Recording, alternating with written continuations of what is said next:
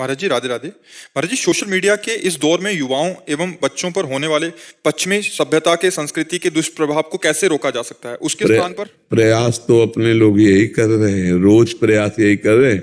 और हफ्ता 10 दिन में एक बार तो ये चर्चा चली जाती है, बॉयफ्रेंड गर्लफ्रेंड और लिव इन रिलेशन की। भाई ये बहुत बड़ा जहर है।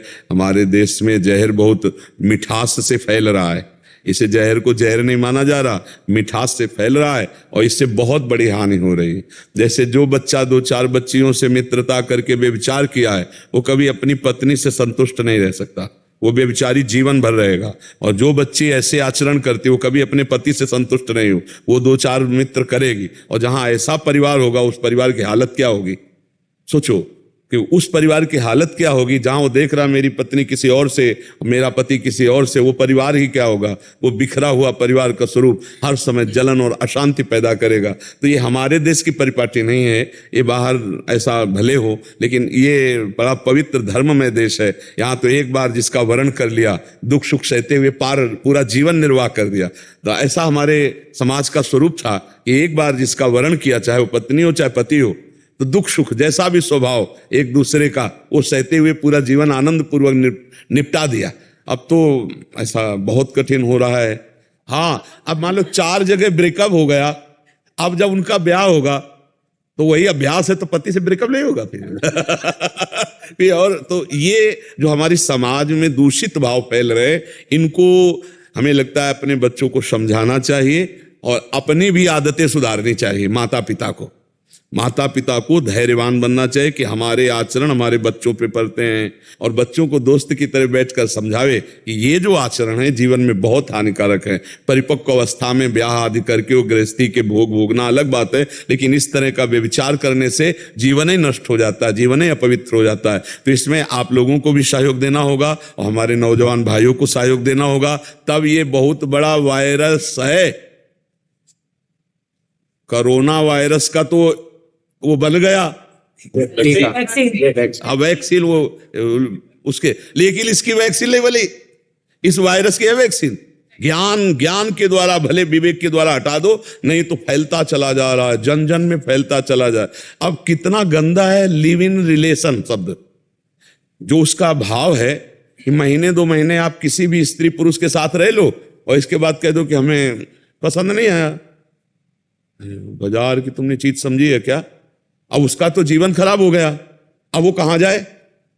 तो लेकिन वो भी ऐसे, यही तो होता है अर्थ ना लिव इन रिलेशन का, कि आपका जब तक मन हो तब तक आप बने रहो साथ, हो जब मन नहीं तो आप हट जाओ। कोई आपके ऊपर सरकारी कानून भी नहीं कि आप क्यों हट रहे हैं। क्या यार, वे विचार के कैसे मनु की उत्साह देने वाली ये सब बातें। ऐसा नहीं।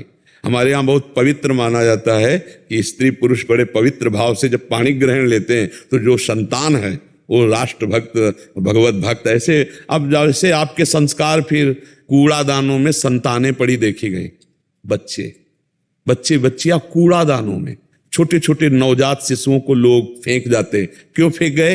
यही लिव इन रिलेशन, यही गर्लफ्रेंड और बॉयफ्रेंड का जो नौटंकी नाटक है ना, यही है इस अपराध का जनक, यही है इस अपराध। क्योंकि अगर आप धर्म पूर्वक संतान उत्पन्न किए होते तो आप बैंड बजवाते कि बालक हुआ है, संतान हुआ है। ये छुप के कूड़ेदान में फेंकाने की, जो आज तो तुम कूड़ेदान में फेंका, कल जब पैदा होगा तो तुम्हें कूड़ेदान में फेंकने वाला बनेगा।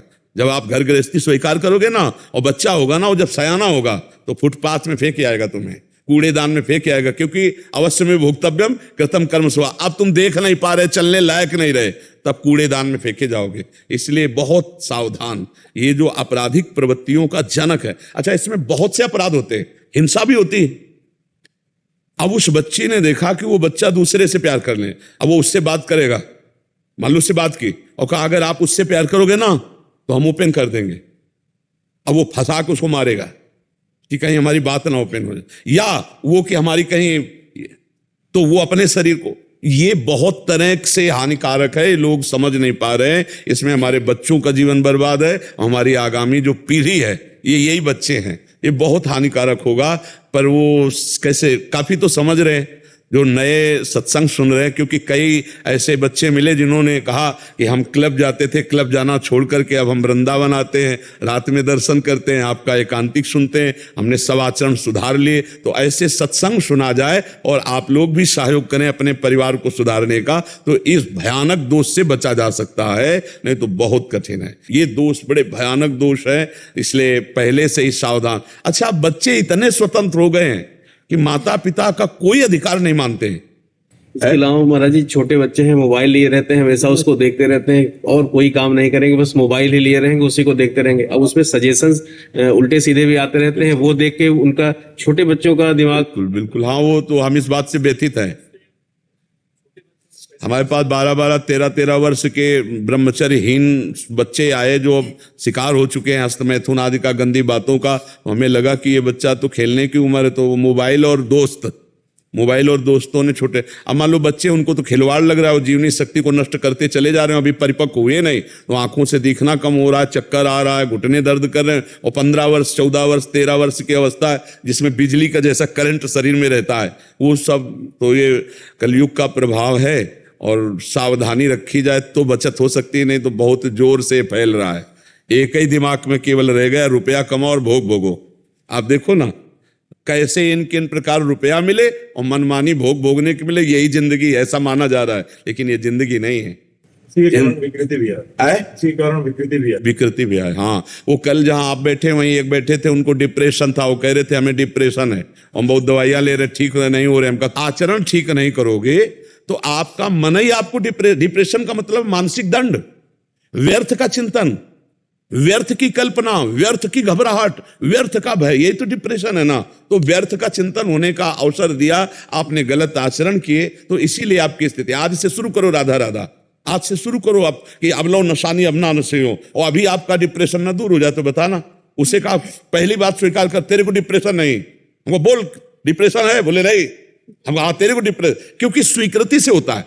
डिप्रेशन क्या होता है? एक मानसिक रोग है जो घबराहट पैदा करता रहता है, व्यर्थ की चिंतन करता रहता है, और वो इतना घबरा जाता है कि उसको लगता है कहीं मैं मर ना जाऊं, और वो मरने का प्रयास भी करने लगता है और घबराता भी है मरने। बड़ी विचित्र स्थिति डिप्रेशन वाले की होती है। और ये होता है आचरण विहीन हो जाना, ब्रह्मचर्यहीन हो जाना, पापाचरण बढ़ जाना। और ये एक के नहीं, बहुत मात्रा में अब बढ़ रहा है। हमने डिप्रेशन तो पहले कभी शब्द ही नहीं सुना था, अब बहुत बढ़ रहा है। जिसको देखो डिप्रेशन में, जरा सी हानि हुई डिप्रेशन में गया, जरा सा प्रतिकूलता हुई डिप्रेशन में गया। क्यों? पावर नहीं रह गया।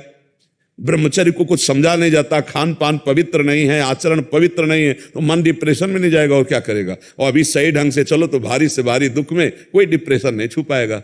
अपने दिमाग में यदि स्वस्थता है तो देखो शरीर की भारी अस्वस्थता कोई प्रभाव नहीं डाल पा रहे। और अगर हमारा दिमाग अस्वस्थ हो जाए तो अभी हम चारपाई में लग जाएं, अभी चारपाई में लगे तो दिमाग स्वस्थ काहे से? राधा राधा राधा राधा राधा। वही हम आपको कह रहे हैं, हर परिस्थिति से लड़ना आ जाएगा यदि आप अध्यात्म में चलना सीख गए। हर परिस्थिति को रौंदना आ जाएगा, रौंदना आ जाएगा। आप सच्ची मानो, हमें कोई परेशानी नहीं, शरीर परेशान है, तो हमें कोई परेशानी नहीं तो शरीर की परेशानी क्या।